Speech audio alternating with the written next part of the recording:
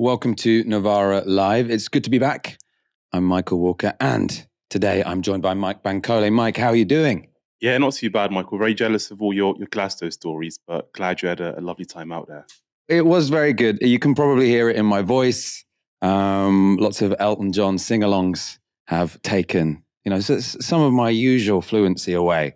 But I actually don't. I don't mind the huskiness as long as it doesn't become a cold, which I think I'm going to avoid this year. Obviously, last year I got COVID after Glastonbury, so I had to take a whole week off. This year, I'm hoping it's going to be okay.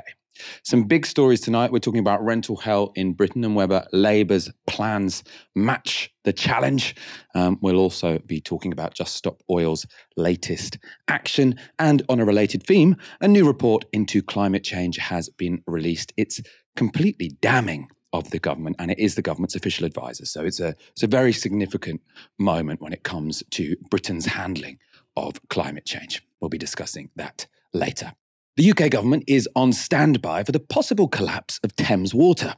That's after a dramatic 24 hours in which the company's chief executive resigned from the company, whose £14 billion debt pile has become unsustainable as interest rates have rocketed. And Thames Water's financial distress is unlikely to be an isolated incident. This is from the Financial Times. After being sold with almost no debt at privatisation 3 decades ago, UK water companies have taken on borrowings of £60 billion, diverting income from customer bills to pay interest payments. The entire sector is now under pressure from rising inflation, including soaring energy and chemical prices and higher interest payments on its debts. S&P, the rating agency, has negative outlooks for 2/3 of the UK water companies it rates, indicating the possibility of downgrades as the result of weaker financial resilience. More than half of the sector's debt on average is inflation-linked. Ofwat, so they're the regulator, said in December that it was concerned about the financial resilience of several water companies: Thames Water, Yorkshire Water, SES Water and Portsmouth Water. So Thames looks on the brink of collapse. If I were a betting man, you would guess that maybe it's those other 3 companies that might be in pretty dire straits as well. Although I don't know more than this, so obviously this is not insider information or anything like that. Now, the potential collapse of Thames Water was debated in Parliament today. Environment Minister Rebecca Powell spoke on the government's behalf. The government is taking significant steps to ensure the water industry is delivering the outcomes bill payers expect and deserve. Water companies have invested £190 billion since privatisation in 1989. In April, the government published the Plan for Water, bringing together more investment, stronger regulation and tougher enforcement capacity for regulators and on those who pollute. Ofwat and the government take the financial resilience of the water sector very seriously. Ofwat are the independent economic regulator for the water sector, including responsibility for the financial resilience of the water sector. The sector as a whole is financially resilient.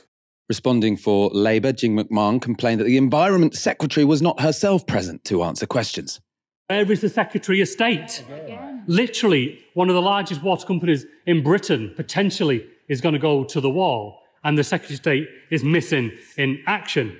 And it was clear to anyone looking on that a culture that allowed vital investment in ending the sewage scandal and in tackling water leaks, sacrificed in favour of a gold rush for shareholders, just was never sustainable.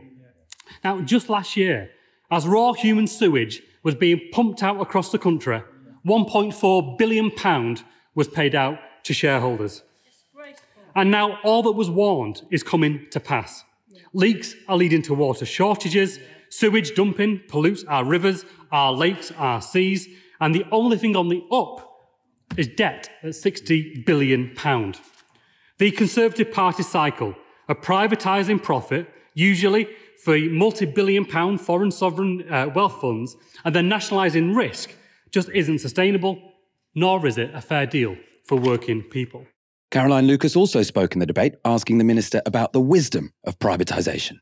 I would just like to bring the Minister back to the figures that we've just heard, that water companies had no debt when they were privatised, since when they have borrowed £53 billion, and much of that has been used to help pay the £72 billion in dividends. Meanwhile, we have this appalling sewage scandal, particularly in the southeast of England. We have a failing water company, the Southern Water Company, that my constituents have no choice but to rely on, and it's considering raising bills by £279 per year by 2030, largely to pay for the investment that they should have been making in the previous years. Doesn't that just show that privatisation of water was a serious mistake and it needs to be permanently rectified? What I would say is privatisation has enabled clean and plentiful water to come out of our taps. And it's actually unlocked £190 billion of funding to invest in the industry. That's the equivalent of £5 billion annually. That's double what we had pre-privatisation. I'm not saying that there is not a lot of scope where improvements can still be made. And I've stood at this dispatch box many times, as has the Secretary of State, to say some of the actions of water companies are completely unacceptable. And that's why we've introduced all our targets, why we've introduced the storm overflow plan, and why we've introduced our plan for water. To discuss the potential collapse of Thames Water and what the government should do about it, I'm joined by Kat Hobbs, Director of the campaign group We Own It. Thank you so much for joining us this evening. Could I start on the specifics of Thames Water? So what's your understanding of why Thames Water is in more trouble than the other privatised water companies at the moment? Good evening, Michael. Well, Thames Water has racked up this debt, more debt than the other companies, so a whole £14 billion. It has had to deliver projects like the super sewer, but they've mostly been paid for by government. So I don't think there's any particular reason why Thames is more kind of at risk than the other companies. But obviously, it has been mismanaged. I guess one factor that it could be is that Macquarie, the Australian investment firm, owned it until a few years ago. And they have a real track record for kind of extracting as much value profit as possible. They've got a sort of nickname of the Aussie vultures or something like that. And so Macquarie really maybe took as much as possible out of Thames Water as it could. And we know that 2.7 billion was paid to Thames Water's shareholders up until 2017. So recently they've been paying a little bit less. They've been saying they haven't been paying dividends, but actually they still have been quietly paying dividends to their parent company. But I think that there's a whole track record really of, and this isn't just Thames Water, but Thames Water is maybe one of the most dramatic examples of taking as much value out of the system as possible because these water companies are monopolies. And so we have no choice but to pay our water bills to them, and that puts them in an incredibly strong position. There's not a market, and so they can just rely on the fact that the bills will keep coming. And what they've been doing, the regional water companies, the privatised water companies in England since 1989, is using that position to hand out, as Caroline Lucas rightly said in that clip we just saw, 72 billion to shareholders in dividends, and actually 54 billion a debt mountain, which is just incredible mismanagement. I suppose it's using that position to borrow lots of money, right? So they can go to the bank and say, we've got this incredibly reliable income stream because unless the people of London stop drinking water, we are going to get these monthly bills. And so please, can you lend us all this money? They've been lent billions of pounds. Now interest rates have gone up and the whole model seems like it's about to crumble. Your organisation is called We Own It. You campaign in favour of the renationalisation of industries such as water. The government seem to be considering renationalising Thames Water. Would you take that as a victory if that does happen? The question is, why on earth would this be temporary public ownership? And that's what is being touted. It should not be temporary. It should be permanent. We're in a situation of crisis right now when you look at, water shortages happening now, and they will happen more, sewage in our rivers and seas. These private companies and their shareholders are offering absolutely nothing in terms of value, and landing in the government's lap is this situation where Thames Water is about to collapse. Well, why not bring it into public ownership permanently, make it work for people, not profit? And what we would like to see is the government actually setting up a public ownership default, so a shadow regional water authority in every area, so that we know that if other water companies collapse and if Thames Water collapses, that these water authorities can take control of our water and run it for the benefit of us. And they could be really accountable to us as well. So they could work with communities to clean up our rivers and seas. All of the profits could be reinvested. That's the opportunity the government should be taking from this, instead of just seeing it as, oh, just another private company, but we have to pick up the pieces because there's no choice. People have to have water and they have to have wastewater dealt with. It's a real lost opportunity. We saw the same with Bulb. Bulb could have been brought into public ownership when it collapsed in the private sector. Bulb, the energy retail company, but it doesn't have to be that way. So when Railtrack was in trouble, it was nationalised, and then that became permanent, and it was turned into Network Rail, a company in public ownership. So that's all possible.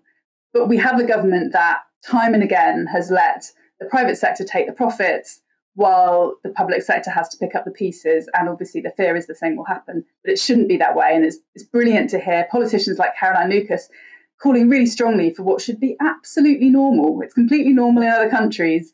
Water working for people, not profit, rather than trying to pretend there's some kind of market and that it's useful to have these private companies involved. So you've got Caroline Lucas there, who's arguing strongly in favour of nationalisation. The two main parties, neither of them want it. Now, they give slightly different arguments. So when you hear Conservatives arguing against nationalisation, they say that privatisation has actually brought in more investment. It's brought in better management practices. The Labour Party tend to sort of say, actually, we think privatisation was a bad deal, but nationalising it would become too expensive.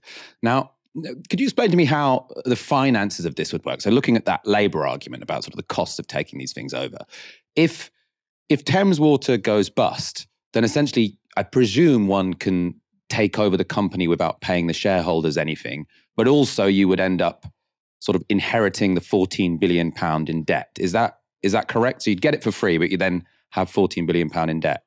My understanding is if it went insolvent, then those creditors might just not be paid. And I think at the moment, there is an understanding of that in those mainly banks that are the creditors of Thames Water. And I think what the job of the British government should be to protect the public's interest in this, and to say, actually, Thames Water shareholders and the whole financial infrastructure around it, they've been benefiting hugely over the past 34 years. Why should we pay? Why should the public pay for this mess? And they should use whatever legal means they have to limit any liability for the British public, because we've already been paying. We've been paying our bills, and those bills have not been going into the infrastructure. They've been funneled out into shareholder dividends and all of this debt. So if it could be made, if we could just leave the shareholders and the creditors to get on with it, but make sure that we're protecting the public, I think that's the way forward. But that is a huge opportunity that could be done, and it's a much easier situation for public ownership than if you think you have to compensate the shareholders. Why should we compensate them? I mean, what have they delivered? They've been extracting value for all of this time, and I don't think people feel. I know the kind of response that we get from people is, 7 out of 10 people want water to be in public ownership. That includes a majority of Conservative voters.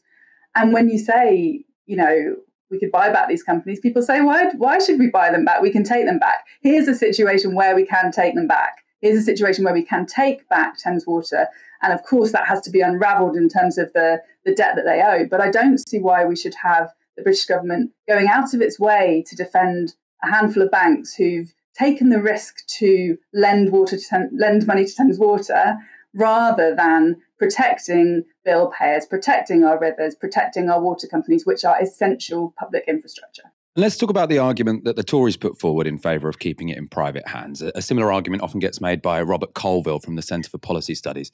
And what he says is that actually, contrary to popular belief, investment in the water industry increased after privatisation.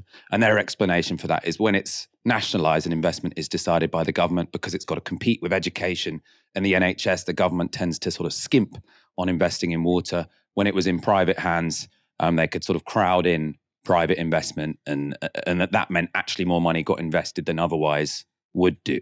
Just nonsense. So I think the useful comparison to make is between the privatised English water companies and Scottish Water. So Scottish Water is in public ownership. It's consistently spent 35% more on infrastructure than the English water companies. So if we in England have spent as much as Scottish Water has spent, that would have been an extra, an equivalent amount, that would have been an extra £28 billion going into our infrastructure. It's just not true to imply that water competes with other things like health and schools. We pay our bills and that money gets invested in the infrastructure.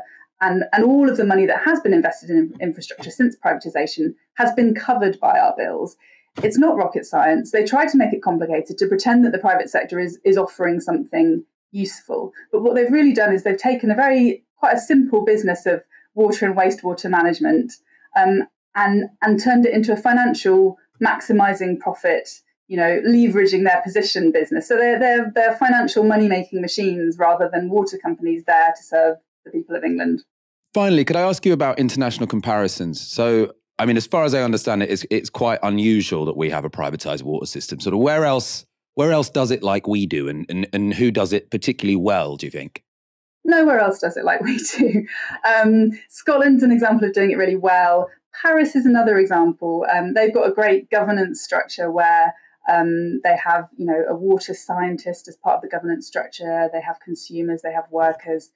And they've managed to cut leaks dramatically. And they've also, because they're French and they're stylish, they've got still and sparkling water fountains in the city of Paris.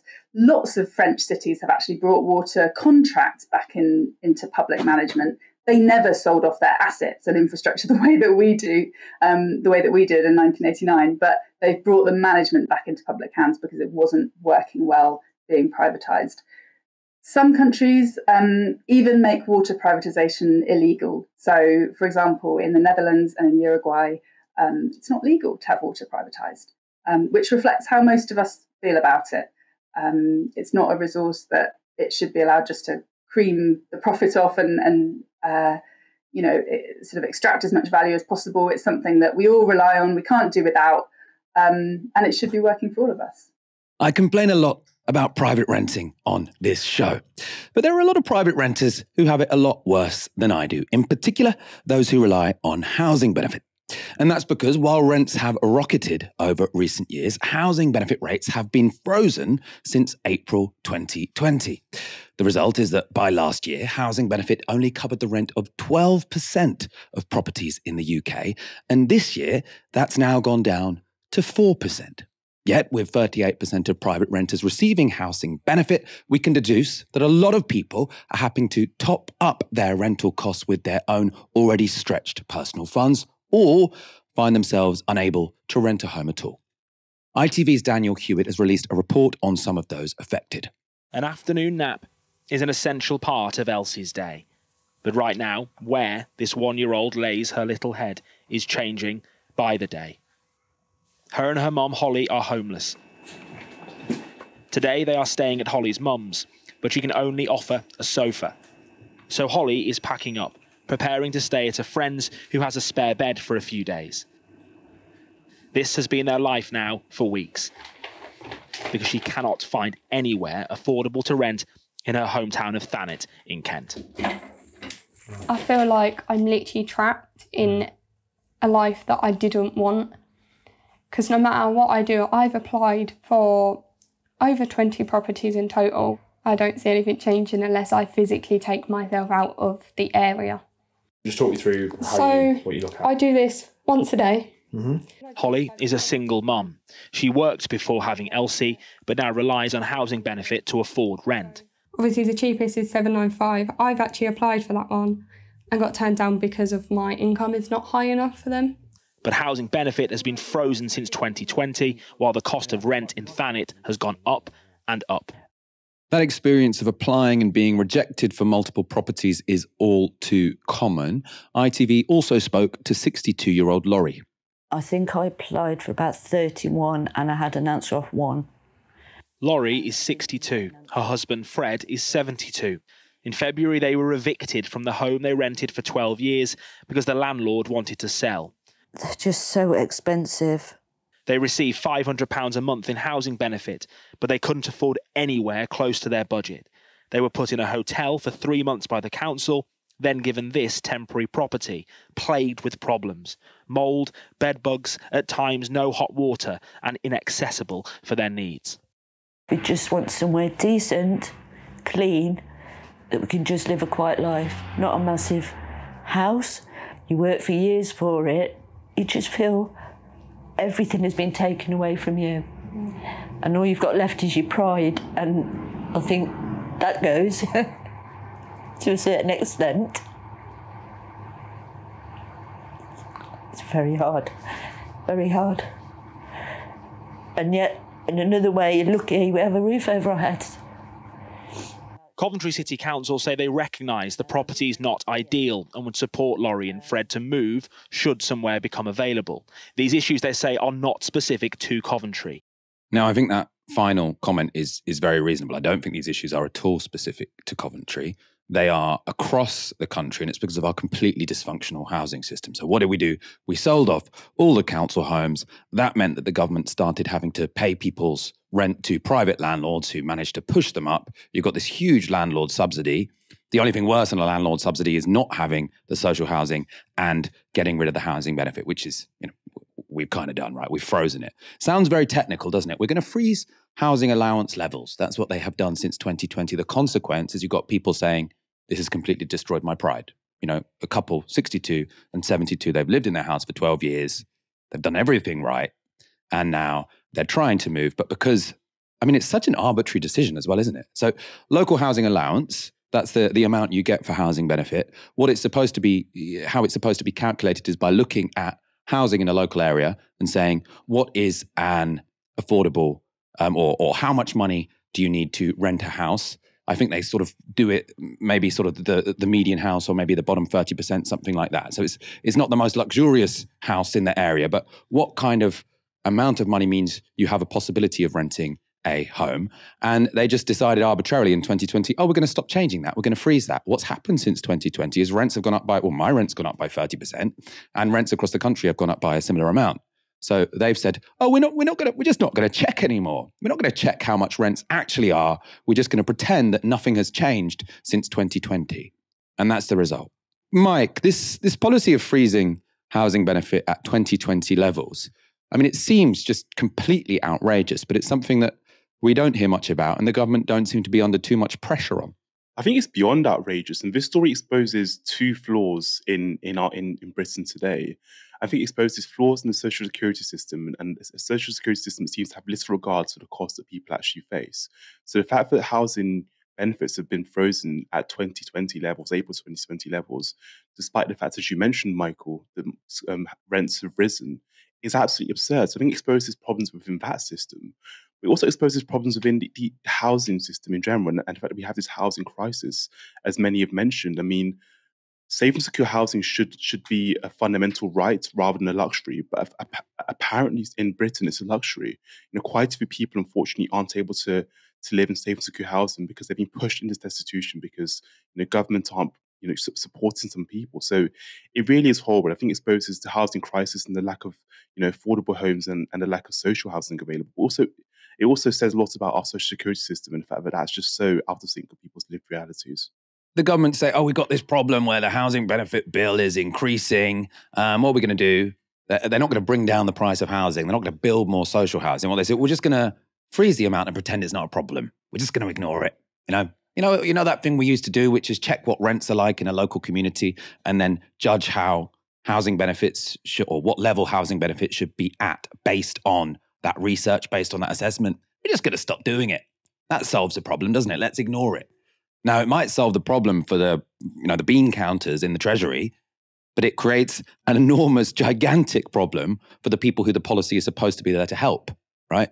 Which is people who need a house, young mothers like you saw there, retired couples like you saw there, right? These are people who need somewhere to live. You can't just say, we're going to freeze it and hope for the best, which is essentially what the government have done. I suppose they've said, we're going to freeze it. It's not hope for the best. We're going to freeze it and hope no one notices or no one who matters to us, no one who is a potential Tory swing voter notices. And I have to say, up to this point, they've been fairly successful in that. I'm sure they might well have thought, that was a great policy, wasn't it? We've frozen housing benefits since 2020 and barely anyone's noticed. The only people who have noticed are people who probably wouldn't have voted for us anyway.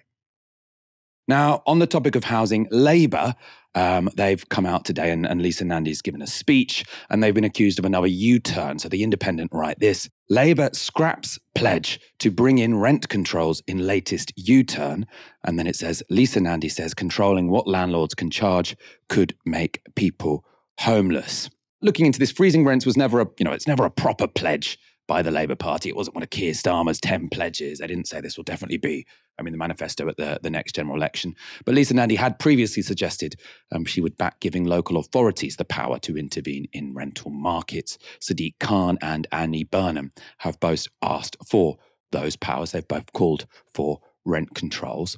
Lisa Nandy now says that would have the undesired effect of reducing housing supply. Labour will instead focus on boosting housing supply through the creation of local development authorities with new powers to purchase land at reasonable prices.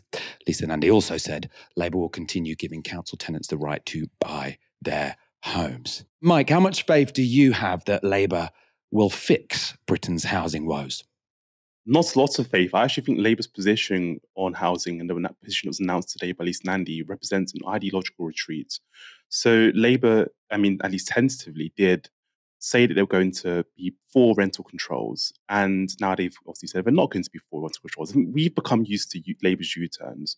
I think this definitely does represent an ideological retreat. And I think Labour's position on housing is also contradictory. So you mentioned there that Lisa Nandy says that, we want to build more social housing, but they also want to protect the right to buy scheme. Well, actually, the right to buy scheme is the reason why there's such a limited number of social housing available, because it ate into the stock of social housing and it's left thousands of people unable to access social housing. So you actually can't hold those two positions. Those two positions are diametrically opposed. So I don't trust Labour, partly because their position makes little sense at all. And I think that Labour's positions also could be an electorally negative position for them to hold, given that a lot of their young people vote disproportionately for the Labour Party at the moment. And housing is one of the big issues for young people. Now, if Labour to hold this kind of middle ground position where they aren't actually adopting a really progressive stance on housing, that could affect how they're viewed by young voters. I think there are a number of issues that affect how Labour is viewed by younger voters, but housing could be one of those issues. I actually think Labour, it doesn't suit them to have a really poor policy on housing, and actually for them, it's important to have a progressive stance on housing.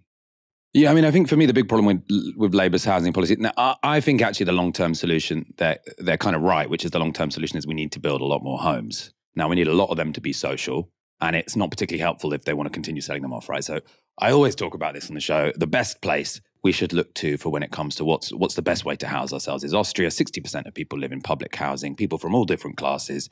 And what it means is that, one, people have affordable rent, and also it's actually really good for the economy, right? Because you haven't got this distortion whereby so much of people's wages is going to people who aren't doing anything productive, just property owners. And asset ownership becomes less of an important part of one's existence in society. You have a good public pension system. Now, Lisa Nandy in her speech today said the reason she's in favour of right to buy is because she recognised that owning an asset in this society is really key to having financial security into the future. Now, she is right. In this society, having an asset is pretty key to having financial security in the future. But unless you have a situation where everyone can have an asset, right, you're condemning, if you say that's going to remain the situation, you're condemning 30% of the public to not have financial security, right? So I would say we should move instead of saying we're going to try and get a few more people in that privileged situation whereby they've got financial security into the future, and we're going to leave 30% of the people out of it. We should say, maybe we should make asset ownership less crucial to having financial security. Now, how would you do that? You'd control house prices so people who own a home don't see this as a massive speculative asset, and you'd make sure there are lots of other means by which people can secure their futures, especially into retirement, which is by doing things such as having a much better state pension. And that potentially would be affordable if the government didn't have to spend so much on housing benefit to pay landlords. So there is a more rational way of doing this. Oh, we've got an update. Apparently Keir Starmer is preparing to demote Lisa Nandy to make Angela Rayner shadow levelling up secretary. In a reshuffle as soon as next month. And the move is designed to settle conclusively lingering tensions between the Labour leader and his deputy. This is from Patrick Maguire and Henry Zeffman at The Times. So very interesting. So that would be a bit of that would make Angela Rayner a more that would give her more of a public profile, right? Because at the moment, she doesn't really have a job where she's commenting on things which are very live debates. I wonder why he's getting Lisa Nandy out. I mean, potentially he thinks he wants to give Angela Rayner a better job and wants to get rid of someone who's moderately soft left instead of someone who's right wing. Potentially that's what could be happening. We will find out soon, I am sure. The government's own climate advisors have delivered a withering report on the UK's progress towards achieving net zero. The Climate Change Committee have said that fewer homes were insulated last year than the year before, despite soaring energy bills. They said there was little progress on transport emissions, no coherent programme for behaviour change, and not enough urgency on new wind and solar farms. In sum, they said they had less confidence our 2030 targets would be met than they did a year earlier. On the release of the report, the committee's CEO, Chris Stark, spoke to Sky. We look very much like we're off track now to hit the goals that we proclaimed to the world we wanted to hit by 2030 and beyond. So what we're saying today is there is still time to fix that, but we can't mess around for the next year and wait for the general election. We've got to have some big decisions from this government to take us back on the path. Expensive? It could be expensive. It will be particularly expensive if we wait too long. And the lesson of 15 years of having a Climate Change Act in this country that guides policy for successive governments over time is that the sooner you act, the cheaper it is for the consumer and for the people living in this country. Why are politicians not listening? Well, I think politicians feel they're doing a little and want to do something, but I think the key thing for us is that they're not doing enough. So the strategic decisions that the country needs to take on things like the transport system, how we heat our homes, we just heard from that report there, really important issues.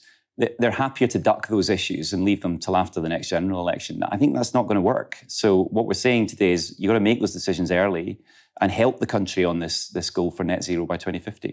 Now, one of the most politically salient issues when it comes to the climate transition has become home heating, and in particular, heat pumps. They've become a boogeyman of the political right. This Sky report suggests why the government might be to blame. And here we are, one heat pump. And how long have you had it for?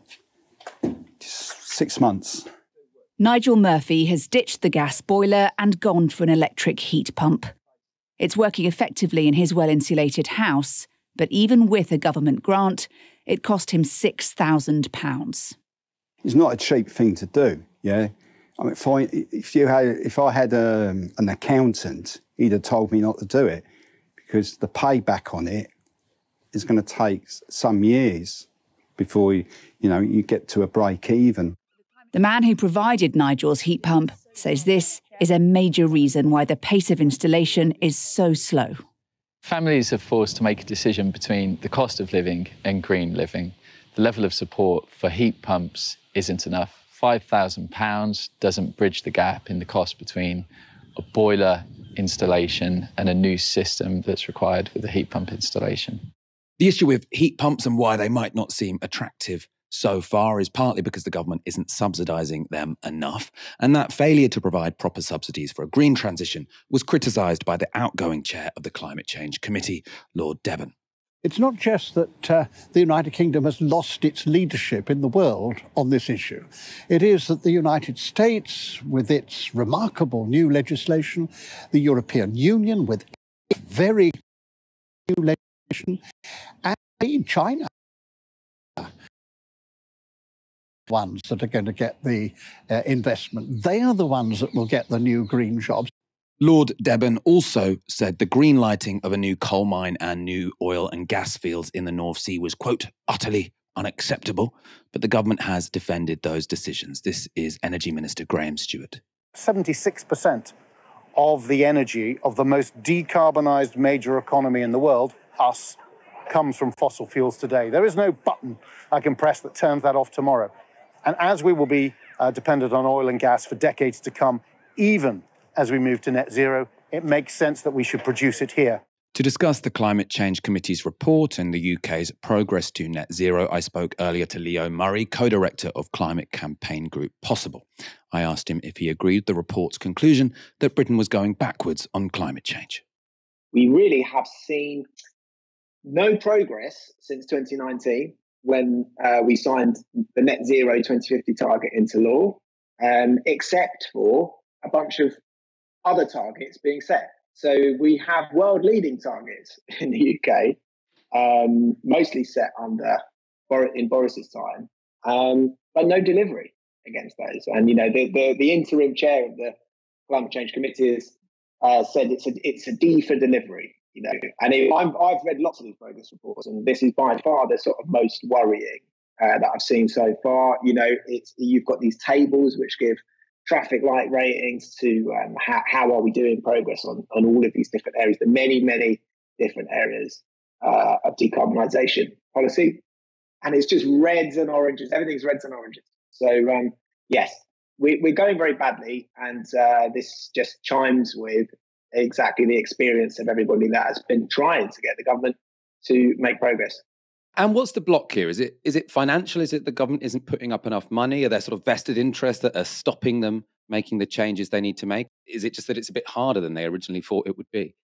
I think, in fairness, the government is not really doing any government, right? So, whatever issue it is that you're interested in, I tuned into the Today programme this morning, and the country's on its knees. So many things are going wrong. The legislative process on all sorts of different things has stalled. Bills are being deferred into the future. The government's not really doing any government. So it's not a surprise that they haven't been doing any government on this stuff. But specifically, I think the key issue here is that we did the easy stuff when it comes to decarbonising the economy. And by that, I mean, we have substantially cut our emissions, our territorial emissions in the UK, by a lot more than most other people, mainly by closing coal-fired power plants and building offshore wind. More to it than that. But, power sector decarbonisation has gone quite well up to now. And that hasn't really needed anybody to do anything differently, right? To do that, except for people in the power sector, which happens all somewhere else, literally out at sea when it comes to offshore wind, right? The next phase here, actually meeting the target, means everybody doing everything differently. So, the way we heat our homes, the way industry works, across every area of the economy, we need to see action. And that's where we've hit the button. One of the key things, I think, which the Climate Change Committee highlight here, which is something that we work on very closely if possible, is just the total absence of any public engagement or what is called demand-side policy. So policy that is intended to change demand for certain things, high carbon stuff specifically, instead of just changing supply, the upstream stuff. So, and I think that is partly it's a hard philosophical barrier with conservative political ideology. So it's partly that they don't do policy that is telling people how to live their lives, or even attempting to change that. Right? When they published the net zero strategy, they accidentally published a paper alongside it, which was from the Nudge Unit, formerly the Nudge Unit, the behavioural insights guys, saying, here are a bunch of things that we might, very vanilla things, right? Very sort of tiptoe things that we might do to help to steer people towards more sustainable behaviours. The government published that in error. They unpublished it the same day after we'd all downloaded it and disavowed it and said that, the government spokesperson said, the government has no plans to tell anybody how to live their lives. So I think that's really explicit. But then it also just so happens that that is very aligned with the interests of a lot of Conservative Party corporate donors. So, they are literally recipients of a lot of donations from high carbon industries whose interests would be harmed by people consuming less of those products. So, there's a lot of different factors at play here, but I think what we're seeing is the extent of what are Conservatives in government capable of delivering when it comes to decarbonisation. And we basically see they can't do any more than that, because they can't countenance, any policy to make anybody do less of anything. And in particular, what we see, Grant Shapps, I don't know if you follow him on Twitter, Michael, but he has every day for the past fortnight, he has done tweets which contain lies and disinformation, right?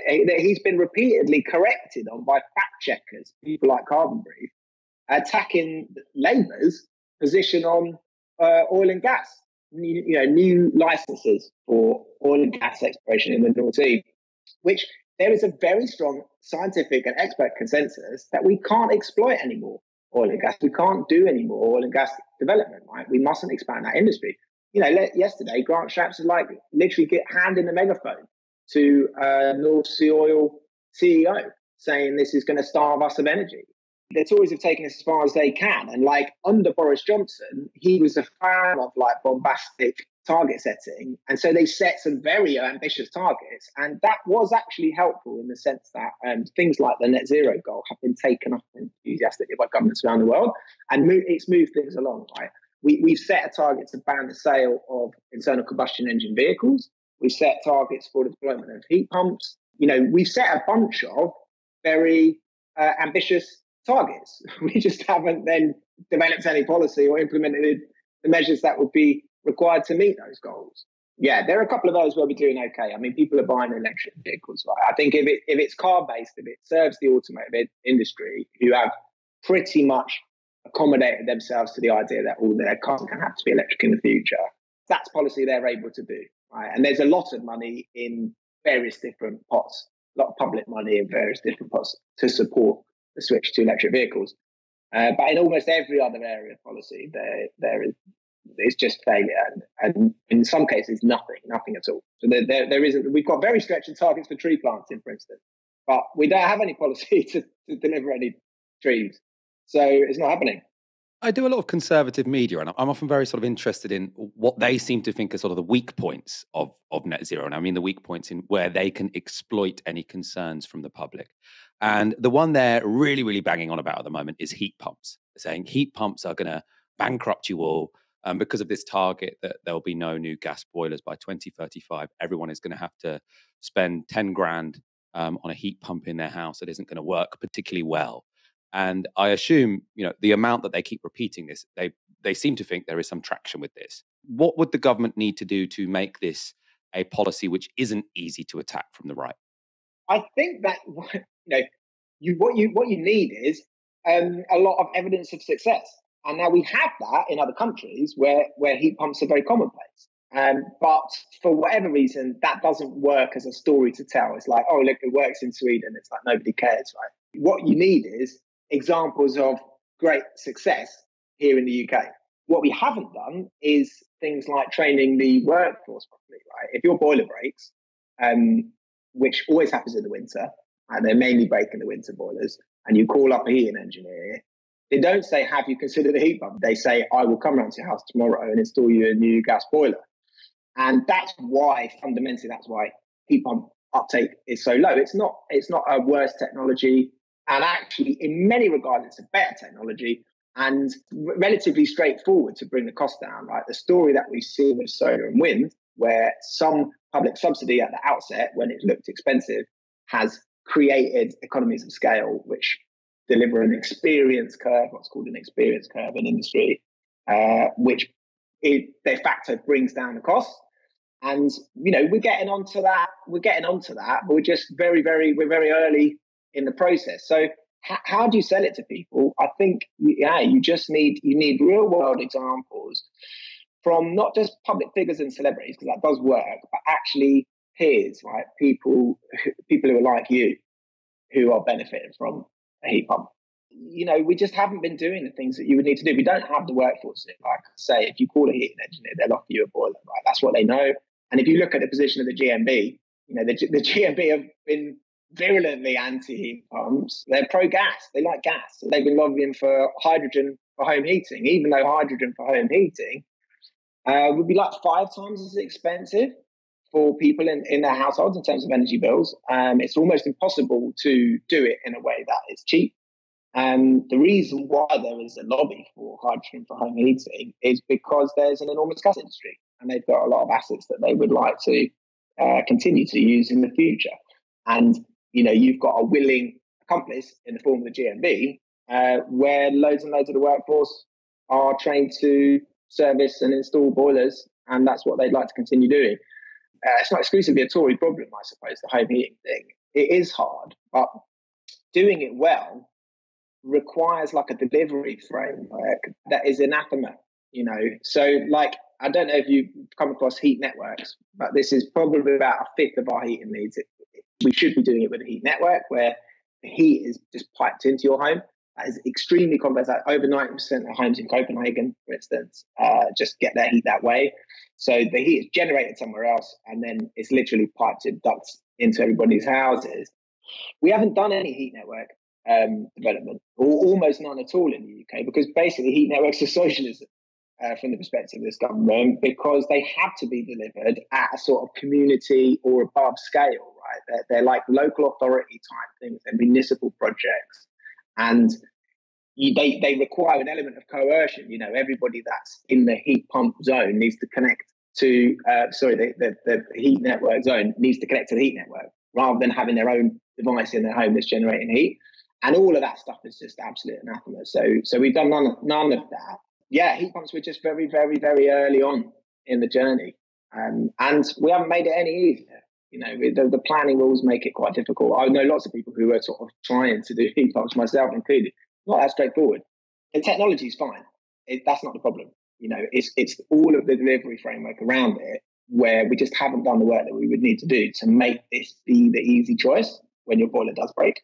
Just Stop Oil have just done one of their most audacious protests yet, interrupting an Ashes cricket match at Lord's. This is the moment it happened.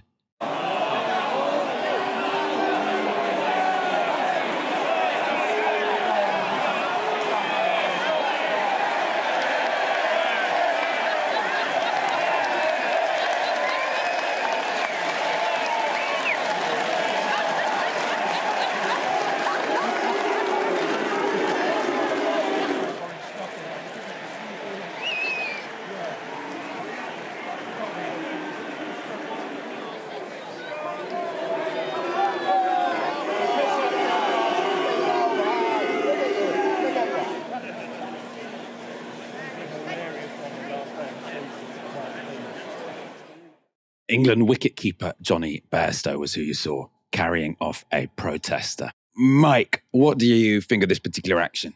I'm a big fan. I'm a big fan of Just Stop Oil's disruptive process. And I think it's one of those stories I actually try and discuss with my friends who aren't into politics, because I know it's one of those that slits through the net, because you often see a Just Stop Oil video on Twitter. I was having a discussion with my friend about this, about, you know, I think Just Stop Oil had like blocked a road and they were like doing a slow march on a road in London. And he was aghast at like that Just Stop Oil like running rampant in the streets of London and just doing all this disruptive action. I mean, he cares about climate breakdown, but he's like, don't inconvenience normal people. But I actually think that a lot of the movements that have gone before Just Stop Oil, I'm thinking of the civil rights movements, I'm thinking of the women's suffragette movement, and we all celebrate the gains these movements have made and the advances that have been made as a result of these movements. They were disruptive, and I think protest is inherently disruptive, and I think, you know, we have to be prepared to be inconvenienced as members of the public. So whether it's our cricket, whether it's the football, whether it's, you know, in the street, these protests and these protesters who are fighting for our future should be allowed to protest. Now, I think the right to protest is definitely under threat under this Conservative government. I'm not an anti-vaxxer, but I don't want anti-vaxxers to not be able to protest either, by the way, because I think in a democracy, you know, there should be a plurality of views expressed. So, for example, I don't think it should be that the protests that I support should be allowed to happen and the ones I don't support shouldn't be allowed to happen. No, I actually think that, you know, protest, you know, is a democratic right, and it's one of the things that divides us from a nation like maybe China and Russia. The fact that we're allowed to voice our discontent without the fear of our physical integrity being violated, that could change. But the fact that we can do that, in theory at least, is what divides us from an authoritarian nation. So I actually think that people who are angry about Just Stop Oil and think that it's an absolute farce that they're allowed to protest should A, think about the gains that protests have made in the past, and B, think about a cause they care about and a cause they might want to protest about passionately. You know, if you're an anti-vaxxer who hates Just Stop Oil, you know, what if we stopped you from protesting? What if we said your disruptive protest wasn't allowed? Because I actually think all disruptive protests should be allowed, you know, and, you know, we should actually defend right for all to protest. So that's where I land on the issue. I think it's one of those issues I debate in pubs all the time with friends, and it's usually very colourful debates. When I was at Glastonbury, not to go on about it, you know, but when I was at Glastonbury, I saw on Twitter a tweet from one of the, I can't remember what it was, one of the right-wingers, and they were saying, you know, GB News, if they cared so much about climate change, they should try and interrupt Glastonbury, or maybe they won't because too many of their mates are there. And I actually read that and thought that probably would have been a good idea. But I think it would have been quite cool if they'd sort of blocked like someone on the main stage and interrupted the BBC footage, or the BBC sort of streaming it all. The other thought I had is it probably is much harder to do that, right? I think the security for getting on the stage at Glastonbury is going to be harder than getting on the pitch at Lord's, because essentially, the way one gets on a stage, there's only some pretty small areas where one can do that. Whereas a cricket pitch, by nature, it has a very, very large border, which is pretty difficult to guard effectively. I mean, Mike, where would you like to see Just Stop Oil protest next? I was very disappointed they weren't part of Elton John's encore, to be fair. You should have definitely done something at Glasgow, but no, your security point's absolutely valid. Wherever they want to is my answer. Football games, cricket games, wherever it might be, I fully support the right to protest, however disruptive it is. And I think that, the people, again, who have issues with Just Stop Oil should think about issues they care about and might want to in a future campaign heavily about. So maybe they should go on to, I don't know, do something with House of Commons or something with like a Premier League football match, like maybe like one of my rivals, I'm thinking like interrupt a Manchester United match when one of their centre forwards is through on goal or something. That would be very ideal for me. So I'm all for disruptive protest. Wicked. I'm sure you'll forgive me for finishing 7 minutes early this evening. I think my voice might be about to give way. Mike, Bankole, thank you so much for joining me this evening. Always a pleasure, Michael. And thank you everyone for watching. Come back tomorrow for another live stream from 6 p.m. We'll see how Moya's voice is holding up. For now, you've been watching Novara Media. Good night.